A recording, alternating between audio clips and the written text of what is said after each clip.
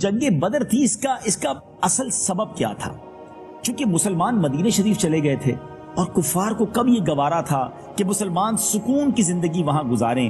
ان کے اندر ایک انتقام کی آگ جل رہی تھی کہ کسی طرح سارے مل کر یک بارگی مدینے پر حملہ کر دیں، مسلمانوں پر حملہ کر دیں اور ان کو صفائے ہستی سے مٹا دیں، دنیا میں اسلام کا نام لینے والا کوئی نہ بچے. اور بڑے جذبے کے ساتھ، بڑی تیاری کے ساتھ یہ لوگ مکہ پاک سے روانہ ہوئے. اب نبی پاک علیہ الصلوۃ والسلام جب صحابہ کرام کو مدینہ شریف سے باہر لے کر نکلے تو انصار صحابہ کی طرف نبی پاک علیہ الصلوۃ والسلام نے توجہ فرمائی، کیونکہ انہوں نے پیارے آقا علیہ الصلوۃ والسلام کے ہاتھوں پر یہ بیعت کی تھی کہ ہم اس وقت تلوار اٹھائیں گے جب کفار مدینے پر چڑھ کر آئیں گے. اور یہاں تو مدینے سے باہر نکل کر جنگ کا معاملہ تھا. انصار سے قبیلہ خزرج کے سردار حضرت سعد بن عبادہ رضی اللہ تعالیٰ عنہ نبی پاک کا چہرہ انور دیکھ کر بول اٹھے، یا رسول اللہ صلی اللہ علیہ وسلم، کیا آپ کا اشارہ ہماری طرف ہے؟ خدا کی قسم ہم وہ جانثار ہیں کہ آپ کا حکم ہو تو ہم سمندر میں کود پڑیں. اور ایک انصار کے معزز سردار حضرت مقداد بن اسود رضی اللہ تعالیٰ عنہ نے جوش میں آ کر عرض کیا، یا رسول اللہ صلی اللہ تعالیٰ علیہ وسلم، ہم حضرت موسیٰ علیہ الصلوۃ والسلام کی قوم کی طرح آپ سے یہ نہ کہیں گے کہ آپ اور آپ کا خدا جا کر لڑیں، بلکہ ہم لوگ آپ کے دائیں سے، بائیں سے، آگے سے، پیچھے سے لڑیں گے. انصار کے ان دونوں سرداروں کی تقریروں کو سن کر نبی پاک علیہ الصلوۃ والسلام کا چہرہ خوشی سے چمک اٹھا. ناظرین، یہ عجیب جنگ تھی. 313 افراد تھے بدر کے میدان میں ایمان والے، اور سامنے جو لشکر تھا وہ 1000 کا لشکر تھا. دونوں طرف اعداد کا بھی، یعنی یوں سمجھا جائے کہ لوگوں کی تعداد کا بھی فرق تھا اور ساز و سامان کا بھی فرق تھا. آئیے ذرا کمپیریزن آپ کو پیش کرتا ہوں کہ مسلمانوں کے پاس کیا تھا. یاد رہے کہ مسلمانوں کی تعداد 313، ان کے پاس صرف 2 گھوڑے تھے، 70 اونٹ تھے، شکستہ کمانیں، ٹوٹے ہوئے نیزے اور پرانی تلواریں تھیں، مگر ان کا جذبہ ایمانی بے مثال تھا. انہیں سامان جنگ پر نہیں، اللہ اور اس کے رسول پر بھروسہ تھا. اب جو سامنے لشکر تھا، اوپوننٹ جو تھے، ان کا حال کیا تھا؟ ان کے پاس ان کی تعداد 1000 تھی، 100 برق رفتار گھوڑے تھے. مسلمانوں کے پاس 2 گھوڑے تھے، کفار کے پاس 100 گھوڑے تھے. ان پر 100 زرہ پوش جنگجو سوار تھے، بلٹ پروف جیکٹ جس کو آپ کہیے، پورے زرہ پوش جنگجو سوار تھے. 700 اعلیٰ نسل کے اونٹ، کھانے پینے کے ذخائر کے انبار. اتنا کھانا تھا کہ روزانہ اس لشکر کے لیے 9 10 اونٹ ذبح کیے جاتے اور اس کے کھانے بنائے جاتے. ہر شب بزم عیش و نشاط برپا کی جاتی اور یوں سمجھیے کہ ناچ گانوں کی محفلیں منعقد کی جاتی. اب شاعر اس کی منظر کشی کیسے کرتا ہے؟ وہ کہتا ہے، وہاں سینوں میں کینہ تھا، شکاوت تھی، عداوت تھی، یہاں ذوق شہادت اور ایمان کی حلاوت تھی. مجاہد جن کو وعدے یاد تھے آیات قرآن کے، کھڑے تھے صبح سے ڈٹ کر مقابل فوج شیطاں کے. جو غیرت مند راہ حق میں تھے مصروف جاں بازی، ابد تک نام ان کا ہو گیا اللہ کے غازی. شہادت اعلیٰ منزل ہے مسلمانی سعادت کی، وہ خوش قسمت ہے مل جائے جنہیں دولت شہادت کی. محمد کی محبت دین حق کی شرط اول ہے، اسی میں اگر ہو خامی تو سب کچھ نامکمل ہے. محمد کی غلامی ہے سند آزاد ہونے کی، خدا کے دامن توحید میں آباد ہونے کی. سبحان اللہ، سبحان اللہ. تو بہرحال ناظرین، اسی جذبے کے ساتھ یہ مجاہدین جو تھے، نبی پاک کے ساتھی جو تھے، یہ بدر کے میدان میں پہنچ گئے. اب وہاں نقشہ ہی کچھ اور تھا. اللہ کی مدد کیسے آئی؟ اب ذرا یہ دیکھتے ہیں کہ جب نبی پاک علیہ الصلوۃ والسلام بدر کے میدان میں پہنچ گئے تو وہاں پر جانے سے پہلے کچھ بڑے ایمان افروز واقعات ہوئے. بچوں کو واپس بھیج دیا گیا. بچے بھی آ گئے تھے کہ ہم نے بھی جانا ہے جہاد کرنے، تو انہیں منع کر دیا گیا. انہی میں ایک ننھے منھے سپاہی جو تھے، حضرت سعد بن ابی وقاص رضی اللہ تعالیٰ عنہ کے چھوٹے بھائی حضرت عمیر بن ابی وقاص تھے. ایک ننھے سپاہی حضرت عمیر بن ابی وقاص تھے. جب ان سے واپس ہونے کو کہا گیا تو وہ مچل گئے، رونے لگے. اس طرح بلک بلک پر رونے لگے کہ نبی پاک علیہ الصلوۃ والسلام نے ان کی تڑپ کو دیکھ کر انہیں بھی ساتھ چلنے کی اجازت دے دی. حضرت سعد بن ابی وقاص نے اس ننھے سپاہی کے گلے میں ایک تلوار حمائل کر دی، ایک تلوار گلے میں پہنا دی. اب جب مدینہ پاک سے روانہ ہوئے تو پیارے آقا علیہ الصلوۃ والسلام نے حضرت ابن ام مکتوم رضی اللہ تعالیٰ عنہ کو مسجد نبوی شریف کا امام مقرر کر دیا، اور اب جب مقام روحہ میں پہنچے تو منافقین اور یہودیوں کی طرف سے کچھ خطرہ محسوس فرمایا، اس لیے آپ نے حضرت ابو لبابہ بن عبد المنذر کو مدینے کا حاکم مقرر کر کے مدینہ شریف واپس بھیج دیا، یعنی وہاں بھی مدینہ شریف کی حفاظت کا بھی انتظام کیا گیا۔ اب جب بدر کی طرف چلے اور وہاں جیسے کہ میں نے بتایا کہ وہاں 1000 کا لشکر ہے، یہاں 313 کا لشکر ہے، اب وہاں جانے کے بعد کفار قریش جب بدر میں پہنچے، انہوں نے پہلے ہی یعنی کفار قریش نے کیا کیا، مسلمانوں سے پہلے ہی بدر میں پہنچ گئے اور بڑی آسان سی سیکیور جگہ پر قبضہ کر لیا۔ نبی پاک علیہ الصلوۃ والسلام شام کے وقت بدر پہنچے تو حضرت علی، حضرت زبیر، حضرت سعد بن ابی وقاص رضی اللہ تعالیٰ کو پہلے میدان کی طرف بھیجا تو دیکھیں کہ کفار قریش کے بارے میں خبر لائیں، تو ان حضرات نے قریش کے 2 غلاموں کو پکڑ لیا جو لشکر کفار کے یہ پانی بھرنے پر مقرر تھے۔ نبی پاک علیہ الصلوۃ والسلام نے پوچھا کہ بتاؤ وہاں کون کون سردار آیا ہے، قریش کے بڑے لوگوں میں سے کون کون آئے ہیں؟ تو اس نے بتایا کہ عتبہ بن ربیعہ، شیبہ بن ربیعہ، ابو البختری، حکیم بن حزام، نوفل بن خویلد، حارث بن عامر، نضر بن الحارث، زمعہ بن الاسود، ابو جہل بن حشام، امیہ بن خلف، سہیل بن عمر بن عبد، عباس بن عبد المطلب وغیرہ سب اس لشکر میں موجود ہیں۔ یہ جب فہرست نبی پاک نے سنی تو کیا تاریخی اعلان فرمایا، نبی پاک نے فرمایا اے مسلمانوں سن لو، مکے نے اپنے جگر کے ٹکڑوں کو تمہاری طرف ڈال دیا، یعنی فل فلیش، فل پاور کے ساتھ ایچ اینڈ ایوری بڈی، یعنی یوں لگتا تھا کہ جتنے سپہ سالار تھے، جتنے بہادر ان کے تھے، جتنے سردار تھے، سب اس تیاری سے آئے تھے کہ بس یک بارگی مسلمانوں کا نام مٹا دینا ہے۔ یاد رہے ناظرین، اس دن کو یوم الفرقان یعنی فرق کرنے والا دن اس لیے بھی کہا جاتا ہے کہ یہ ڈیسائیڈر تھا، کیونکہ ان کا ارادہ یہ تھا کہ دنیا میں جتنے کلمہ پڑھنے والے ہیں ایک ہی باری میں سب کا صفایا کر دیا جائے، اور واقعی اگر ایسا ہو جاتا تو شاید پھر دنیا میں اللہ کا نام لینے والا کوئی اور نہ ہوتا۔ آگے آپ سنیں گے کہ نبی پاک نے جب بدر کی رات وہ تاریخی دعا فرمائی، اس میں الفاظ بھی کچھ اسی طرح کے تھے، مگر پھر رب نے کس خوبصورت انداز میں اپنے حبیب علیہ الصلوۃ والسلام کی مدد کی، وہ بھی آپ آگے سنیں گے۔ اب مسلمانوں کی باری آئی، وہ میدان بدر میں پہنچے تو جو جگہ انہیں ملی وہ ریتیلی تھی، اتنی ریتیلی تھی کہ گھوڑوں کے پاؤں دھستے تھے، پانی بھی نہیں تھا قریب، کوئی چشمہ بھی نہیں، کوئی کنواں بھی نہیں۔ تو اب نبی پاک علیہ الصلوۃ والسلام سے ایک صحابی نے پوچھا کہ حضور جہاں آپ ٹھہرے ہیں یہ وحی آپ کو ہوئی ہے یا ٹھہرنے کی یا کوئی فوجی تدبیر ہے؟ نبی پاک علیہ الصلوۃ والسلام نے فرمایا کہ اس بارے میں مجھے کوئی وحی نہیں اتری ہے۔ پیارے آقا علیہ الصلوۃ والسلام سے انہوں نے عرض کیا کہ حضور پھر ایسا کرتے ہیں کہ پانی کے چشموں کی طرف چلتے ہیں۔ پیارے آقا علیہ الصلوۃ والسلام نے ان کی رائے پر عمل کیا، تھوڑا آگے گئے، لیکن اب کیا ہوا کہ خدا کی شان کے جس میدان میں پیارے آقا علیہ الصلوۃ والسلام موجود تھے وہاں پر بارش ہو گئی، یعنی یہ مدد کی گئی، وہ ریت جو تھی وہ جم گئی، وہ جگہ یوں سمجھیے کہ ایسی سٹیبل ہو گئی کہ جہاں کھڑا ہونا اور لشکر کو لینا آسان ہو گیا۔ مسلمانوں نے اس بارش کے پانی کو روک کر حوض بنا لیے، پانی جمع کر لیا، یہ پانی وضو اور غسل کے کام آیا، سبحان اللہ۔ اور اسی بارش کی وجہ سے جو ان کی پکی زمین تھی اب وہ چکنی ہو گئی، وہاں غیر مسلموں کو تکلیف پہنچی، ان کو اسٹیبل ہونا مشکل ہو گیا، سبحان اللہ۔ قرآن میں اس بارش کا بھی ذکر ہے، اللہ نے اس مارکے سے پہلے بارش کے ذریعے کیسے مدد فرمائی۔ آئیے قرآن پاک کی سورہ انفال کی اس آیت کی تلاوت سنیے اور ترجمہ سنیے۔ وَيُنَزِّلُ عَلَيْكُم مِّنَ السَّمَاءِ مَاءً لِّيُطَهِّرَكُم بِهِ وَيُذْهِبَ عَنكُمْ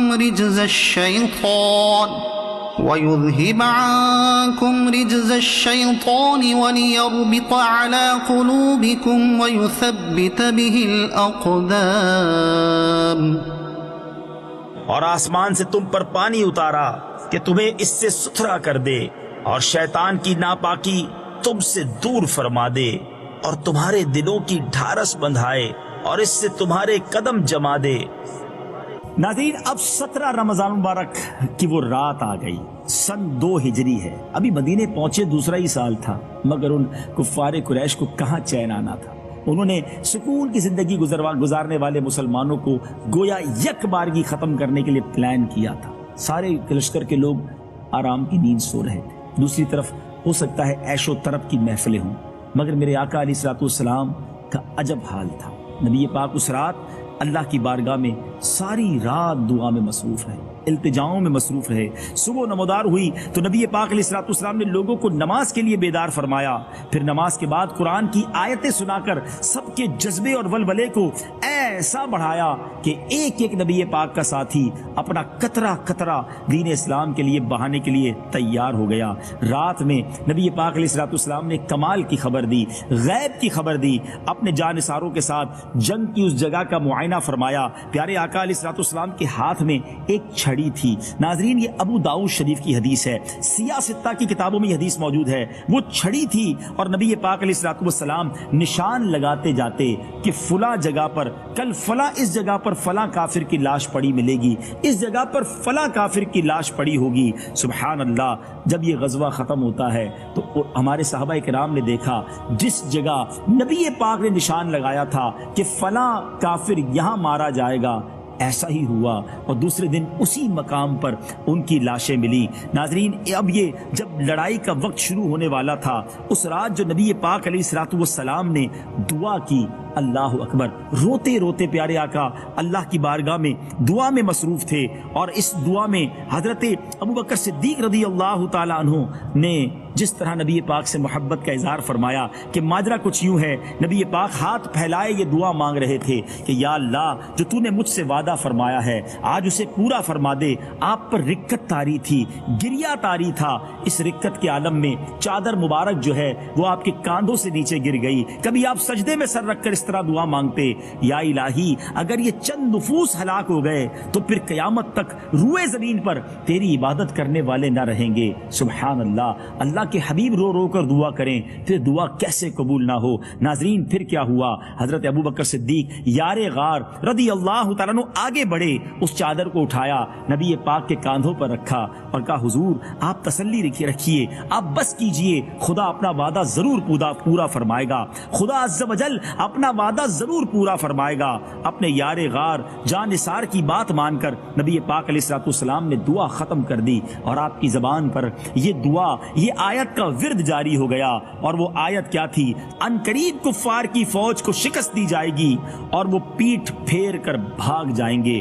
آپ اس آیت کو بار بار پڑھتے اور فتح مبین کی طرف اشارہ فرماتے جاتے۔ بڑے عجیب عجیب ناظرین واقعات ہوئے۔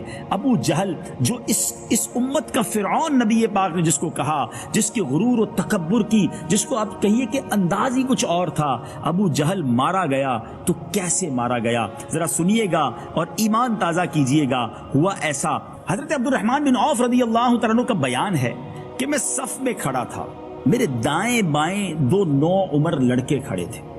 ایک نے چپکے سے پوچھا کہ چچا جان، کیا آپ ابو جہل کو پہچانتے ہیں؟ تو میں نے اس سے کہا کیوں بھتیجے، تم کو ابو جہل سے کیا کام ہے؟ جنگ کا موقع ہے۔ تو انہوں نے کہا چچا جان، میں نے اللہ تعالیٰ سے وعدہ کیا ہے، عہد کیا ہے کہ میں جہاں ابو جہل کو دیکھ لوں گا یا تو اسے قتل کر دوں گا یا خود لڑتا ہوا مارا جاؤں گا، کیونکہ وہ اللہ عز و جل کے رسول کا بہت بڑا دشمن ہے، انہیں برا بھلا کہتا ہے۔ حضرت عبد الرحمن کہتے ہیں کہ میں حیرت سے ان دونوں نوجوانوں کو دیکھ رہا تھا کہ ابو جہل اس کفار کے لشکر کا بڑا سردار ہے، بڑا بہادر مانا جاتا ہے، ون آف دا لیڈر ہے، اور یہ بچے اسے قتل کرنے کی اور اسے مارنے کی باتیں کر رہے ہیں۔ اور اب دوسرے نوجوان نے بھی یہی کہا کہ جیسے ہی ابو جہل میرے سامنے آیا تو میں اس کی طرف جو ہے وہ میں بھی حملہ کر دوں گا۔ اتنی دیر میں حضرت عبد الرحمن بن عوف کہتے ہیں کہ ابو جہل میرے سامنے تلوار لہراتا ہوا آگے سے نکلا تو میں نے نوجوانوں کو اشارہ کر دیا، یہ نوجوان تیر کی طرح گویا اڑتے ہوئے دوڑتے ہوئے ابو جہل کی طرف پہنچے، مار مار کر ابو جہل کو یوں سمجھے کہ زخمی کر دیا اور اسے زخموں کی تاب نہ لا کر وہ زمین پر گر گیا۔ ابو جہل کے بیٹے اکرمہ نے جب دیکھا کہ ان کے والد پر کسی نے حملہ کیا ہے تو اس نوجوان یعنی حضرت معاذ پر وار کیا اور اس وار سے آپ کا ہاتھ جو ہے وہ کٹ گیا۔ اب وہ ہاتھ کٹ گیا تو اس سے تلوار اٹھانا بھی مشکل تھا اور وہ ہاتھ چلنے میں بھی تکلیف دیتا تھا۔ جذبہ دیکھیں کہ وہ ہاتھ چمڑی سے لٹکا ہوا تھا۔ حضرت معاذ نے اپنے پیر سے ہاتھ کو دبایا اور زور سے کھینچ کر اپنے ہاتھ کو اپنے جسم سے الگ کر دیا۔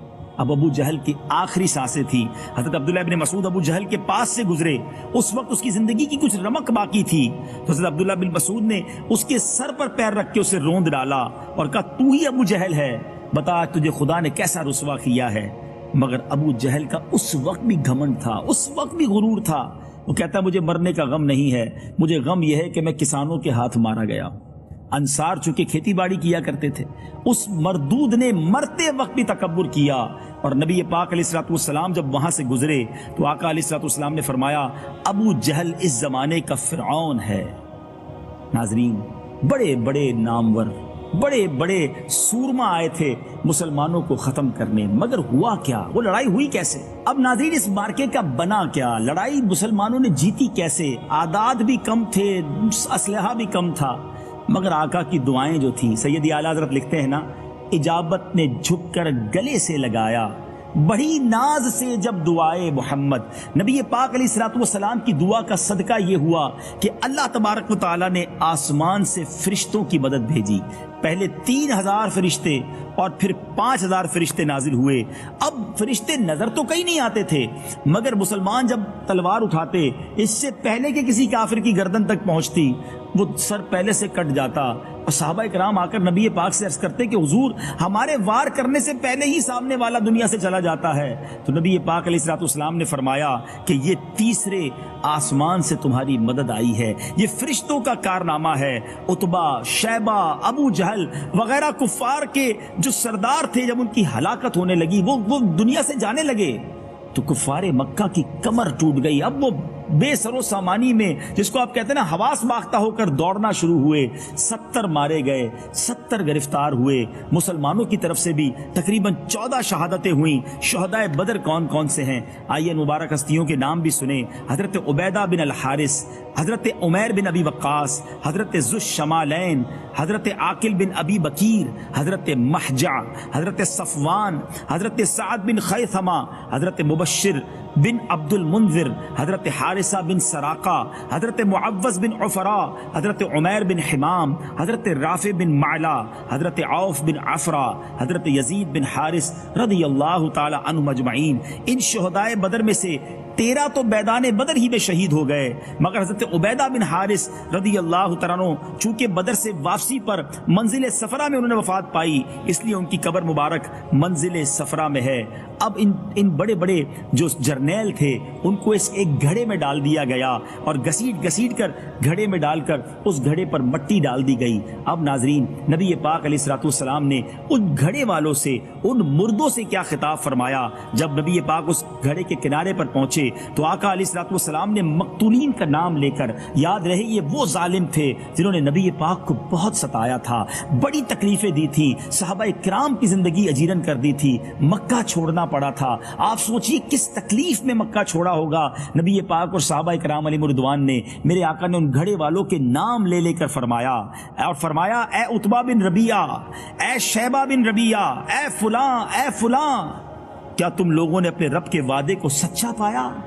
بے شک ہم نے تو اپنے رب کے وعدے کو بالکل ٹھیک سچ پایا۔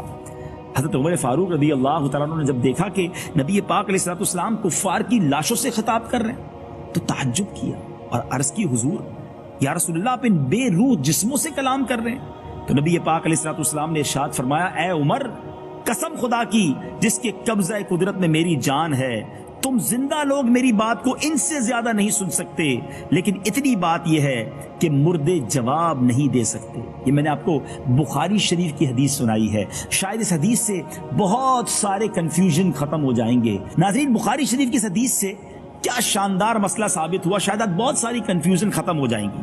جب کفار کے مردے سنتے ہیں تو پھر مومنین، خصوصاً اولیاء، شہداء، انبیاء وفات کے بعد یقیناً ہمارے سلام سنتے ہیں، ہماری فریادیں سنتے ہیں۔ نبی پاک علیہ الصلوۃ والسلام نے جب کفار کی مردہ لاشوں کو پکارا تو پھر خدا کے برگزیدہ بندوں یعنی ولیوں، شہیدوں اور نبیوں کو ان کی وفات کے بعد پکارنا بھلا کہاں ناجائز ہوگا؟ بلکہ اب تو بڑا آسان ہے سمجھنا۔ نبی پاک کی ایک بڑی پیاری دعا ہے جو قبرستان میں پڑھنے والی ہے۔ آقا علیہ الصلوۃ والسلام جب مسلمانوں کی قبروں کے پاس تشریف لے جاتے تو فرماتے السلام علیکم یا اہل القبور یغفر اللہ لنا ولکم وانتم سلفنا ونحن بالاثر۔ اے قبر والو، تم پر سلام ہو، خدا ہماری اور تمہاری مغفرت فرمائے، تم لوگ ہم سے پہلے چلے گئے، ہم تمہارے بعد آنے والے۔ اور یہ دعا ہمارے لیے بھی سنت ہے، جب ہم قبرستان جائیں تو کتنا آسان ہے سمجھنا کہ جب عام مسلمانوں کے قبرستان میں جا کر ہم انہیں السلام علیکم یا اہل القبور کہہ سکتے ہیں، تو پھر یا رسول اللہ کہنا، یا غوث اعظم کہنا، یا داتا کہنا، یہ تو شریعت کے عین مطابق ہے۔ امید ہے کہ یہ کنفیوژن بھی دور ہو گئی ہوگی.